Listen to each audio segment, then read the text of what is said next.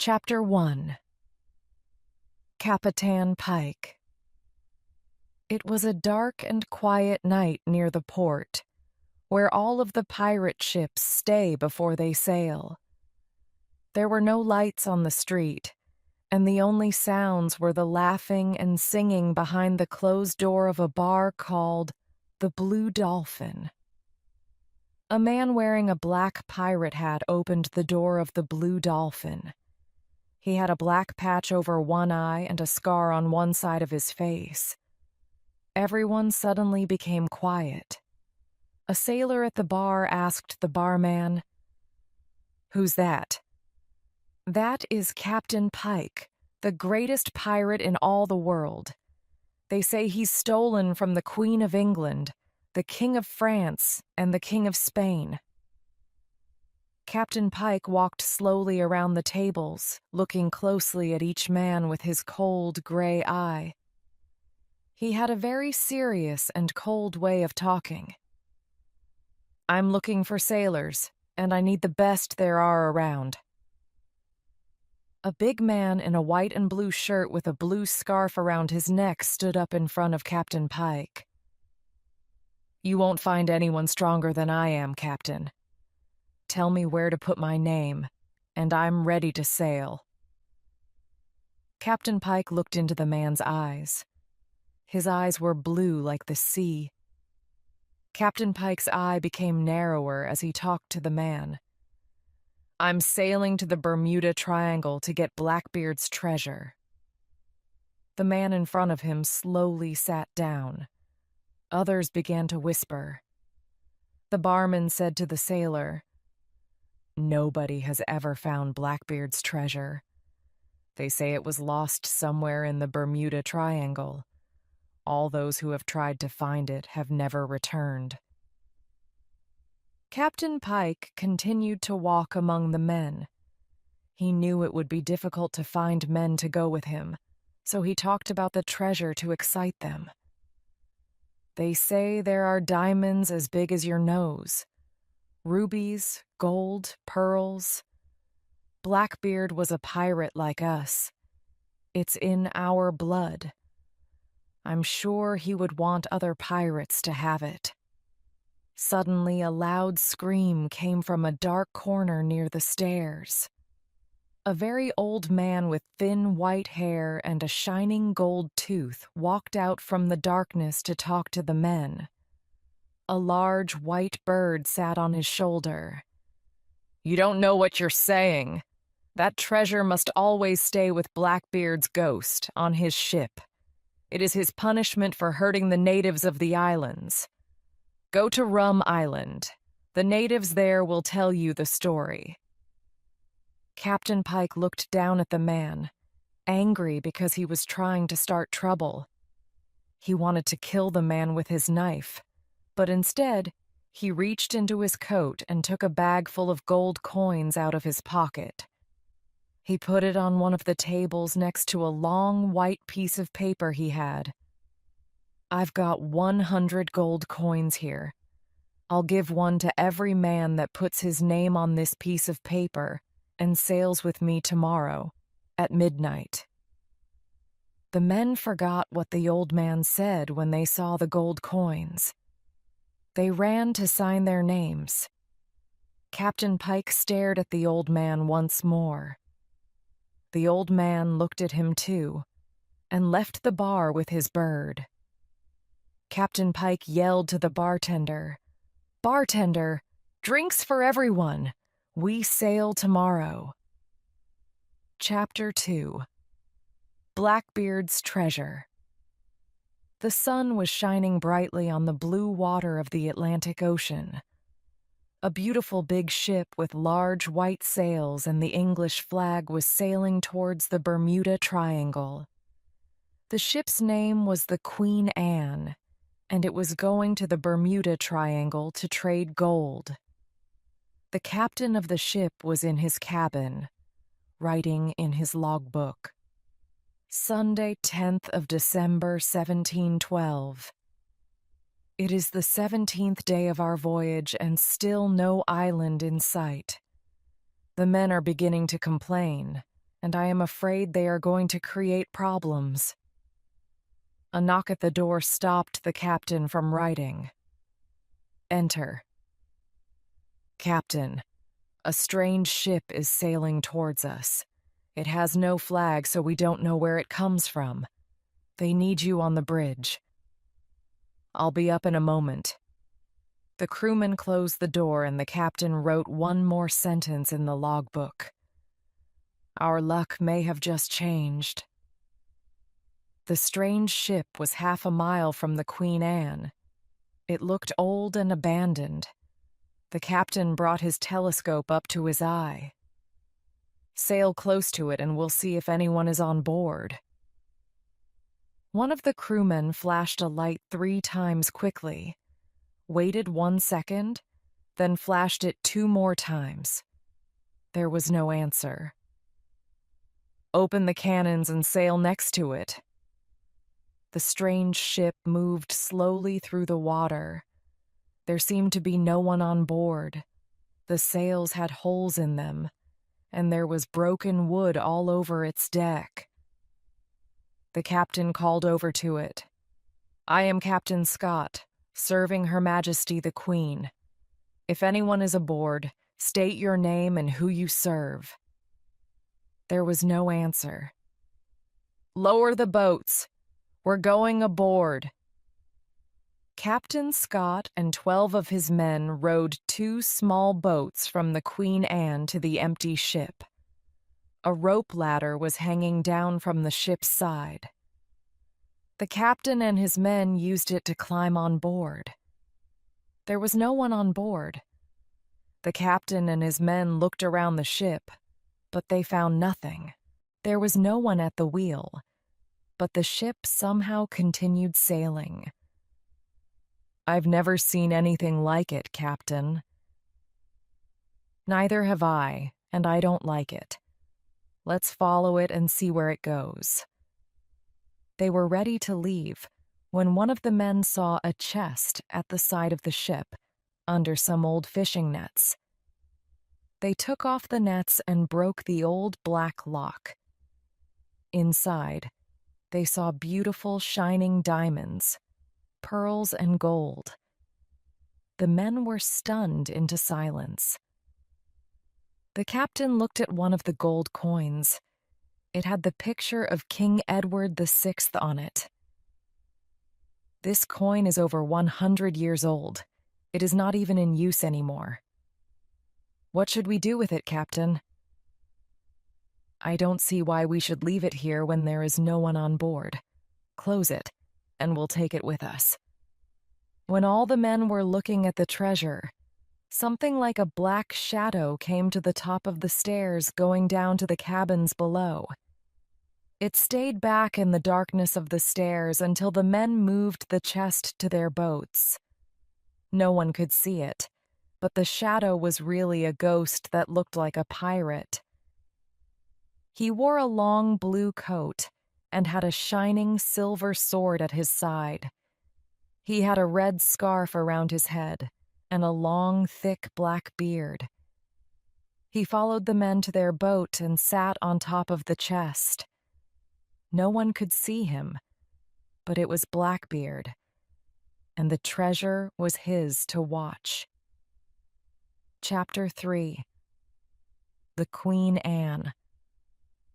All the men of the Queen Anne were waiting on deck when Captain Scott returned. One of them yelled to the boats after he saw the chest.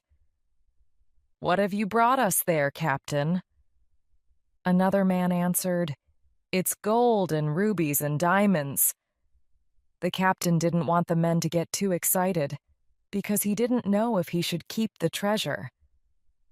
"That's enough. I want that treasure taken below with our own gold until I decide what we'll do with it." 2 men carried the chest below with Blackbeard still on top of it. A man named Stubbs spoke to the captain about the treasure. "Will we give a little of it to each of the men for the long journey?" "I don't know. I've got a strange feeling about that treasure, but I'm not sure why. I think it's better to leave it alone for a while." "But, Captain, we've been sailing for 17 days and we still haven't seen an island. The men need some encouragement." "The men shall carry out their duties and be happy with that. They will get exactly what I promised them." The two men who carried Blackbeard and his treasure below put the chest down to wait for the captain. One of the men, Smith, sat on the chest to tie his shoe. The other was standing, smoking a pipe. Blackbeard stood and watched the men with a smile on his face. He knew they couldn't see him, so he knocked Smith's hat off his head. Smith thought the other man did it. "What do you think you're doing?" "What are you talking about?" "You knocked my hat off." "You're crazy. I was standing here smoking my pipe." The men were about to fight when Captain Scott walked down the stairs. "What's going on down here?" "Nothing, Captain." The captain opened the lock on the door, put it inside next to the Queen's gold. The Queen's gold was in a chest the same size as Blackbeard's treasure, but it looked new. The wood was clean and the lock on it was gold. Blackbeard's chest was old and gray. Blackbeard watched the men put the chest down. Smith stayed behind when the other man left. He opened Blackbeard's chest, took out some of the treasure and put it in his trouser pocket. "Smith, what are you doing in there?" "Coming, Captain." Blackbeard followed Smith out as the captain locked the door. Chapter 4. Blackbeard's True Love. The men on Captain Pike's ship were very different from the British sailors of the Queen Anne. They played cards all night, and if they lost, they fought with each other. They were only sailing to the Bermuda Triangle to find Blackbeard's treasure and steal anything else they could. Their ship looked like the Queen Anne, except for the flag flying above the sails. It was black, with a white skull and crossbones on it. This was the mark of the pirates. Some of the men were about to throw a man into the sea for cheating at cards when Captain Pike stopped them. "What's going on here? Are you trying to kill each other before we find the gold?" "This one was trying to cheat us at cards. We can't have that, can we?" "That we can't, my friend, but we're waiting for a treasure much bigger than the one you play cards for. Put him in the stocks for a day and let him think about things there." The stocks were 2 pieces of wood with 3 round holes in them. The men placed the prisoner's head and hands in the holes. Then, they lowered the top and they locked him inside. He had to stand up the whole time.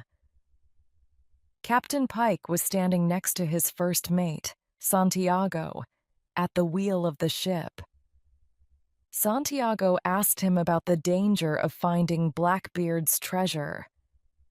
"They say no one can take Blackbeard's treasure. Why do you think you can?" "I think that Blackbeard and I are the same kind of pirate. He wanted everything, and he knew how to get it. When I see that treasure, when I put my hands on it, there's nothing that can make me lose it." There was a pirate in a small seat above the sails, looking at the ocean through a telescope. This was called the Crow's Nest, and he was the first to see Blackbeard's ship sailing ahead of them. He whistled to the men below. "Ship, straight ahead." Captain Pike put a telescope up to his eye. He saw Blackbeard's empty ship, then yelled to the man who was steering. "Go straight for it. This is what we're looking for." Captain Pike and some of his men went aboard the empty ship, but they couldn't find any treasure. Santiago thought they made a mistake. "Maybe this isn't Blackbeard's ship. It could be a ship lost at sea. There's only one way to find out. Captain Pike went below to Blackbeard's cabin, and Santiago followed him. It was dark, and the captain had to light a candle. He walked with the candle to one of the cabin walls where there was a round old picture of a woman. She was a beautiful, dark woman with large, dark, round eyes. Her black hair was tied at the back of her head, and she had a gold necklace with a round, green stone around her neck. "Who is it, Captain?" "It's a woman who was once the queen of one of these islands. They say Blackbeard was in love with her. They say she was the reason for his death. He came here to marry her and give her all of the jewels he had. No one ever saw him again, and no one's ever found the treasure. This must be his ship." They went upstairs, and Captain Pike told his men to begin taking up the boards on deck to see if the treasure was hidden and where. While the men were doing this, Pike saw a clear rectangular spot left by the chest after Captain Scott took it. The whole deck was gray and dirty, except for this one spot where the chest was for so many years. "Stop!" The men stopped searching and looked at Captain Pike. He raised his hand in the air and looked at the clean spot on the deck. "Someone has been here before us." Chapter 5. The Wrong Chest. The Queen Anne sailed for a few more days, but it couldn't find the Bermuda Triangle. The men were getting angry.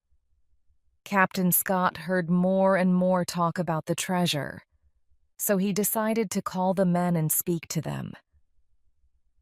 "I know that a lot of you want to see these islands. I want you to know that you will be handsomely paid for this long voyage. Wait a little longer and you will be rewarded." Blackbeard's ghost was walking behind the men as the captain talked. Smith, the man who stole some of Blackbeard's treasure, was standing in the front where Captain Scott could see him. He still had the jewels in his pocket, and Blackbeard knew this. Because no one could see him, he put his hand in Smith's pocket and threw the jewels on the deck in front of Smith. The others thought Smith dropped something, but when they saw the beautiful diamonds and the gold necklace, they looked at Smith to see what he would say. "Captain, I don't know how they got there. It was him that put them there." He pointed at a man. He was the man who had helped him carry the chest aboard. "You're a liar!" They began to fight, and the other men joined in. Some of them wanted to stop the fight, but others tried to take the jewels from the deck. The captain quickly took the jewels before anyone else could. The men didn't stop fighting with each other until they heard the man in the crow's nest shout, "Ship!" They looked and saw the black flag above the sails of a ship coming towards them, but they didn't know it was Captain Pike.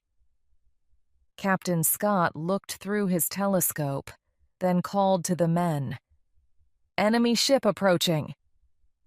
Open the cannons. Prepare to fight." The men were running to different parts of the ship when Captain Pike's ship fired a cannon. A loud boom was heard, but the cannonball missed and landed in the water, making a big splash next to the Queen Anne. Another cannon was fired.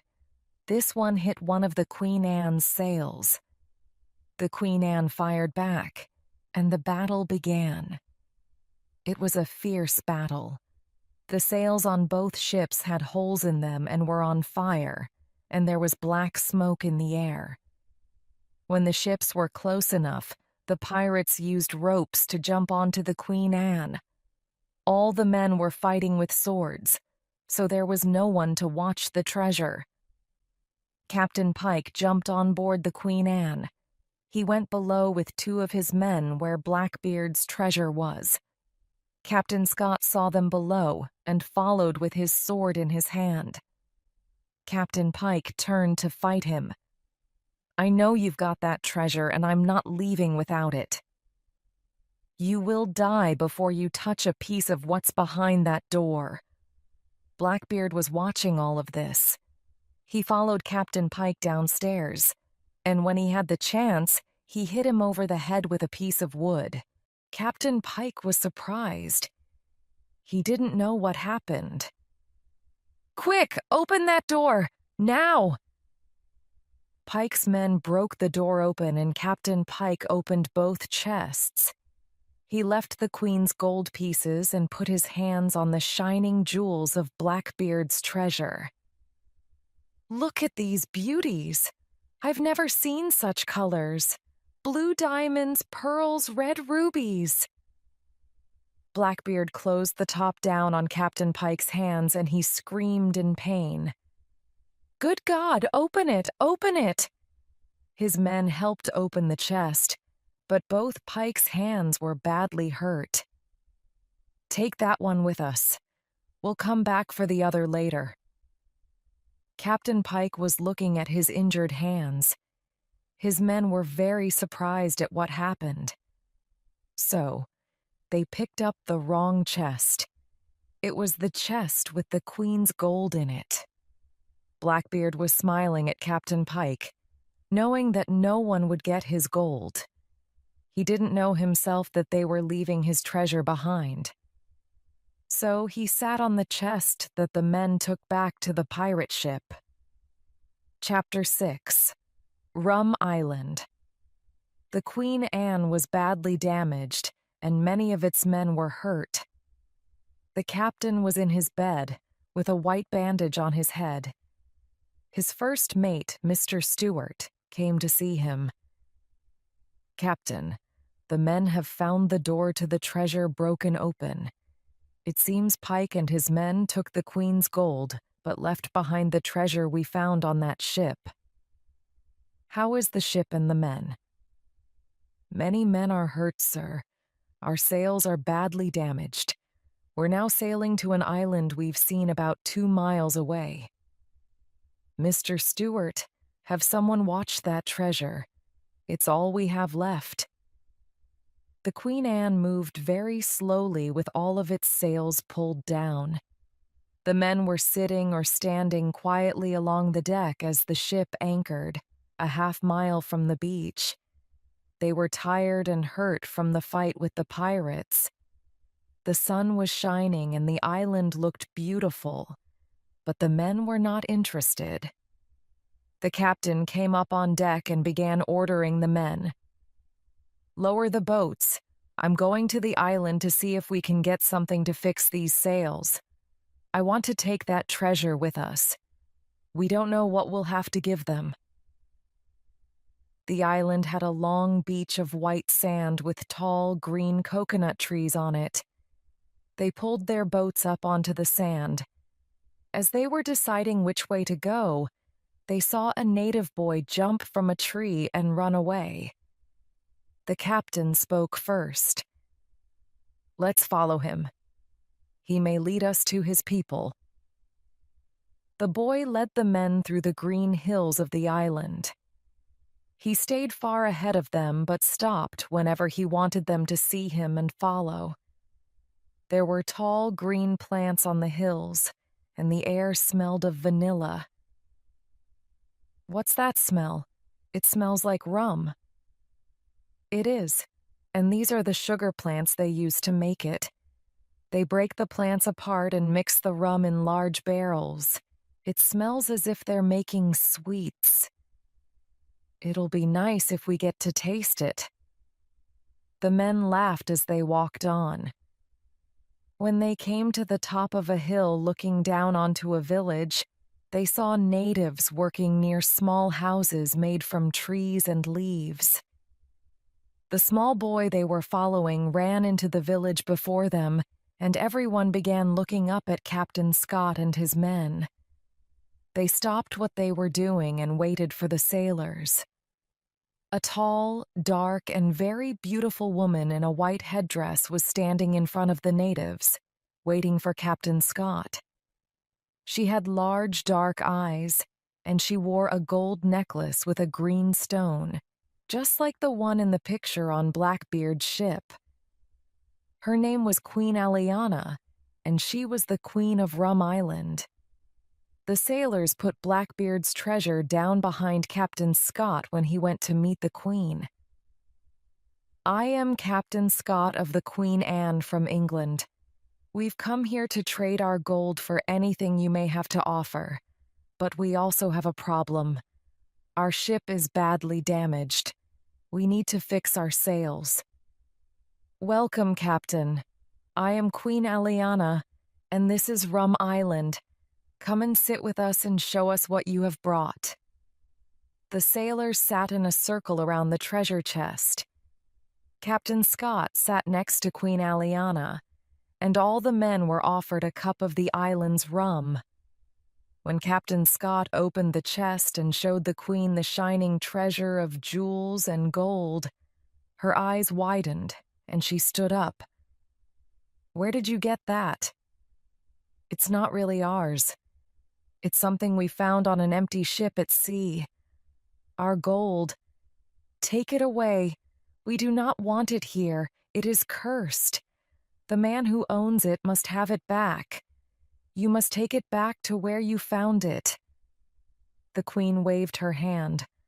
All of the natives left and went inside their houses, leaving Captain Scott and his men alone. Chapter 7. Queen Hanzani's Story. Captain Scott did not understand what Queen Aliana was saying. He asked Mr. Stewart, "What do you think the Queen meant by saying that the treasure was cursed?" "Sir, these islanders have a lot of strange beliefs. I think we should listen to what they say and leave the island. But we can't leave without new sails. Surely they can help us there." "What do you suggest we do?" "I'm going to have a talk with her. You go and look after the men." The captain knocked on Queen Aliana's door, then opened it. The Queen was sitting in a large chair with her eyes closed. She opened them when the captain spoke. "Excuse me, Queen Aliana, but I would like to talk to you." She did not say anything. "I don't know why that treasure made you so angry, but our ship—" The Queen raised her hand to stop the captain from talking. She stood up and walked to one of the walls of the room. She took a picture from it. It was a picture of the same woman in Blackbeard's cabin.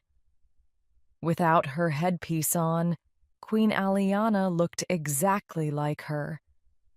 She gave the picture to Captain Scott to look at. "It's a beautiful picture of you." "It's not me, Captain. It's my great-grandmother, Queen Hanzani. She was once the queen of this island and of all the islands in the Bermuda Triangle. She was a great and kind woman, but she died sadly at a young age from a broken heart." "Was her husband killed by one of our enemies?"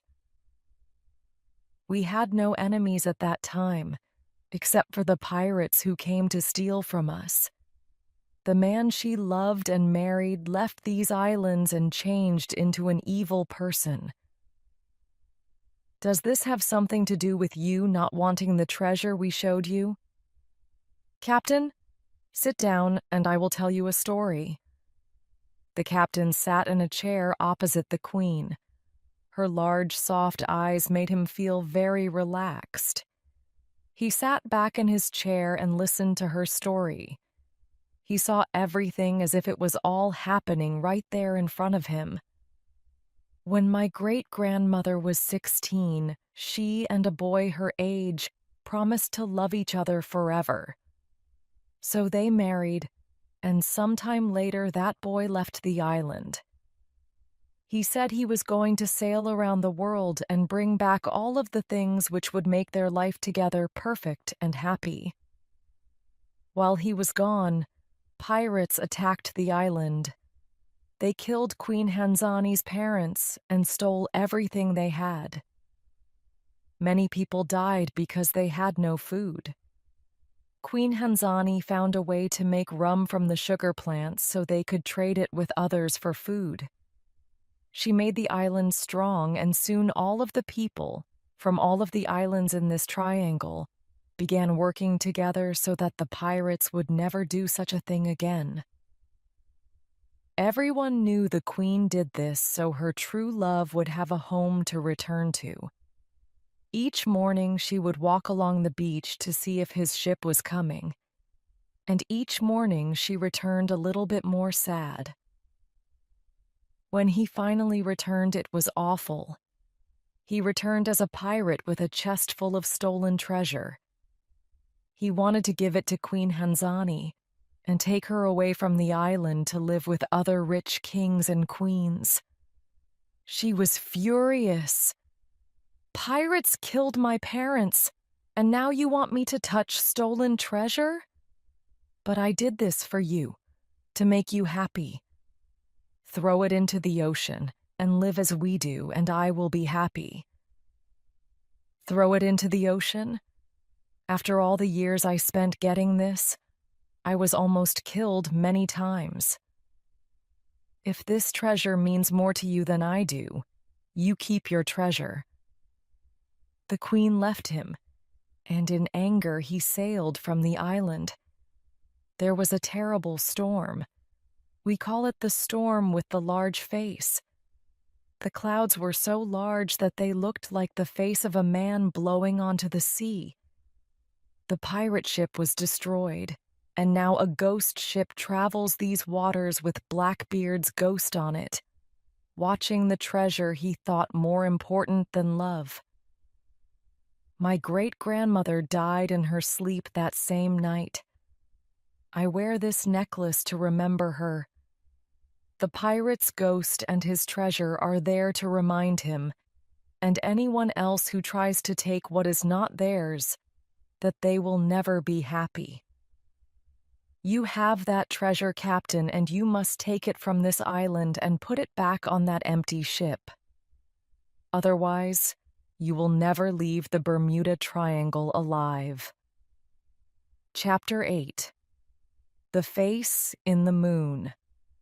When Captain Pike's men put the chest with Blackbeard's ghost on it down on the pirate ship's deck, Blackbeard stood up and saw that it was not his treasure.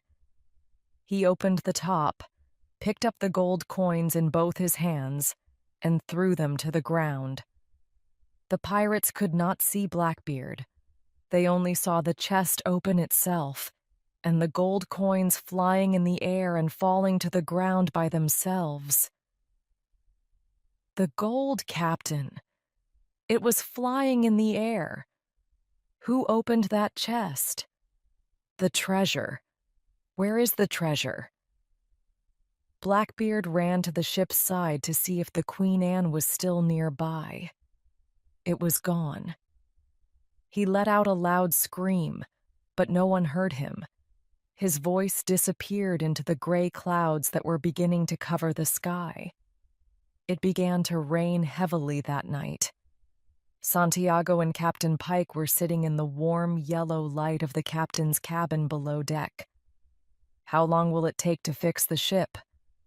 "1 or 2 days. I don't know.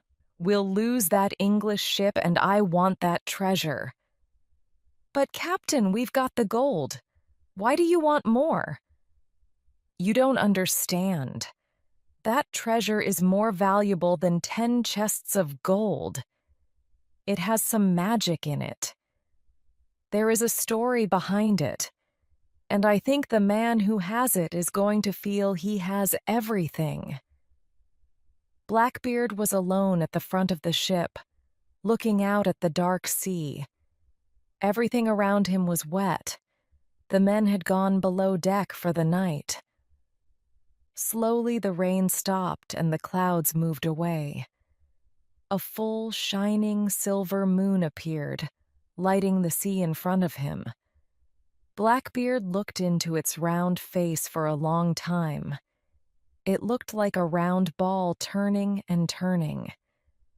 Then he thought it was more like a circle cut from a piece of paper.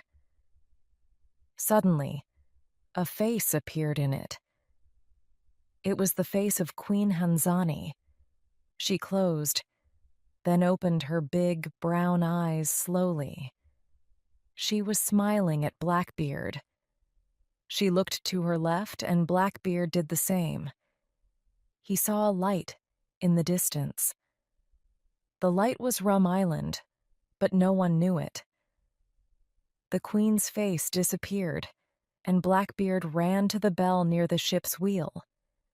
The man at the wheel was almost asleep when Blackbeard rang the bell and frightened him.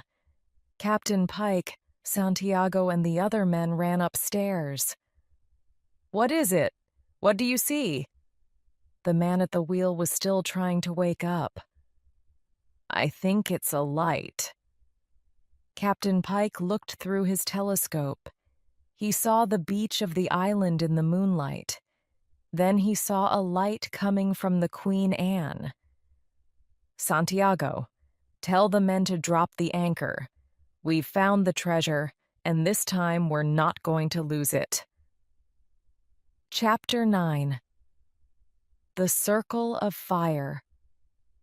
The clouds came again to cover the light of the moon. The sea was dark. None of the British sailors heard the pirates rowing their boats towards the Queen Anne. Captain Pike and his men climbed the ship's side and surprised the sailors on deck. They attacked the sailors with knives, and Captain Pike went below deck. He kicked open the door to the treasure, but he saw that it was gone. "Gone? Where is it?" He ran back upstairs and threatened one of the sailors with a knife. "Where's that treasure you had down there? Talk, or I'll kill you right here." The captain took it to the island to trade with the natives. We needed something to fix our sails. The pirates left the Queen Anne and rowed towards Rum Island. Captain Scott and his men were preparing to leave the island. They had what they needed to fix the sails, and they were saying goodbye to Queen Aliana and her people. Torches were lit all around the village, and everyone was having one last cup of rum. "Queen Aliana, I hope you and your people will live long lives." Everyone raised their cup, but before they could drink, one of the natives came running through the village. "Pirate ship! Pirate ship!" The natives all dropped their cups and began running to their huts. The Queen looked at Captain Scott. "You see, the treasure is cursed. Wherever it goes, bad luck follows. We have enough men here to fight these pirates. We won't let them destroy your island. We have a lot of experience fighting such men, but you can help by letting us use that treasure. Don't worry, you'll get it all back in the end." The natives kept their rum in wooden barrels near a small lake next to the village. They took all the tops off the barrels to let the smell lead the pirates to where they were. When the pirates arrived, they saw Blackbeard's treasure chest in the middle of a large circle of sugar plant leaves.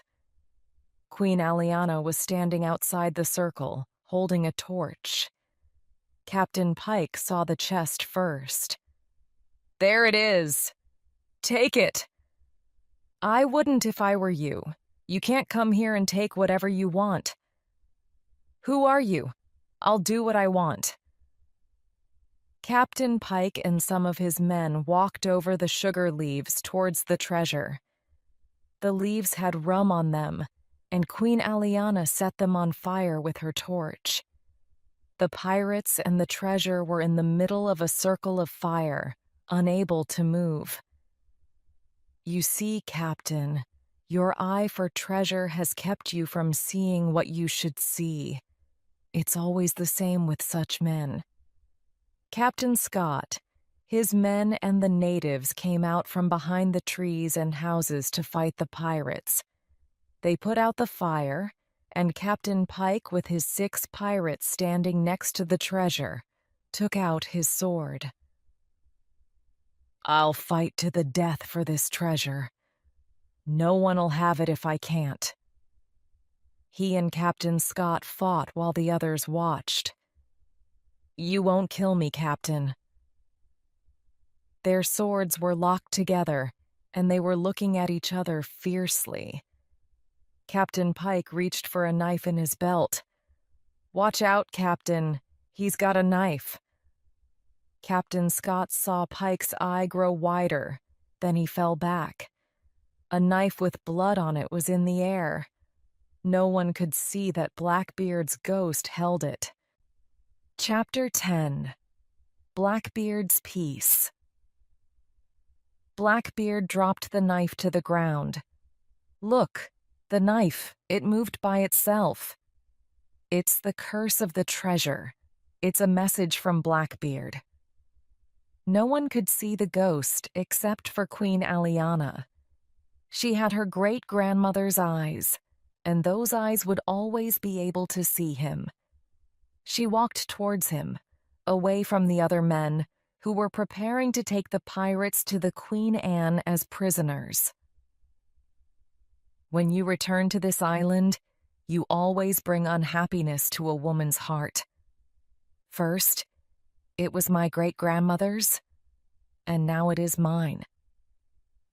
Have you thought of this in all those years while watching that treasure?" "How could I forget? I can never die and be peaceful. I always remember what I did by looking at that treasure." "But you can do something good now. You can keep others from touching it and making the same mistake you did." "How? I can't keep people from coming onto my ship and taking my treasure." "You could if you wanted. If there was never any treasure, you would have lived happily with Queen Hanzani. Now, you still have the treasure and you are still unhappy. But that is what I was told to do. Watch the treasure to pay for my mistake. Have you ever thought of what it is that will end this punishment and let you die in peace?" Blackbeard had no answer. He was quiet. Captain Scott came to say goodbye to Queen Aliana. "Your Highness, we are ready to leave your island. I'm sorry for the trouble we brought with us, but I want to thank you for giving us what we need to sail again. Remember, Captain, you must find the ship you got the treasure from and put it back. It's the only way to keep peace on these islands. We will try. I think you will succeed. And remember the story I told you about that treasure. Taking what is not yours can never bring you or the ones you love any happiness." Captain Scott and the others rowed back to the Queen Anne, and soon it was sailing again through the Bermuda Triangle. Blackbeard was standing at the ship's side. He was looking across the wide blue sea, thinking of everything Queen Aliana said to him before he left Rum Island. He was always saying the same thing to himself. "If there was never any treasure, I would be happy now." Suddenly, Blackbeard's old empty ship appeared sailing along the shining blue sea. The man in the crow's nest shouted to the captain, and he put his telescope to his eye. "Stubbs, sail straight for that ship. We're going back on board." Blackbeard was walking nervously back and forth as the men put the treasure chest into a small rowboat. He sat on top of it when they were ready to leave and row towards the empty ship. Captain Scott told the men to leave the chest where they found it. Before the sailors left, Captain Scott looked around the old pirate ship. "And this is what you get for wanting all the riches of the world." Blackbeard was standing next to him listening. It was the last thing that was said on that ship. The Queen Anne began to sail away when one of the sailors shouted, "Look!" Everyone turned to see Blackbeard's chest rising in the air over the sea. They thought it was moving by itself, but it was Blackbeard moving it. He threw the chest into the sea, ending the curse he had to live with. The sailors of the Queen Anne saw the shining gold on top of the water for one last moment. Then it sank into the sea below. When the chest had disappeared into the water, Blackbeard's ship began to break apart and sank into the sea. The sailors' eyes all grew wide as they saw the ghost of a pirate in a long blue coat, with a black beard and a red scarf around his head, fly up into the clouds of the sky. "Captain, what in the world was that?" It was the ghost of Blackbeard. It seems that he has finally found his peace.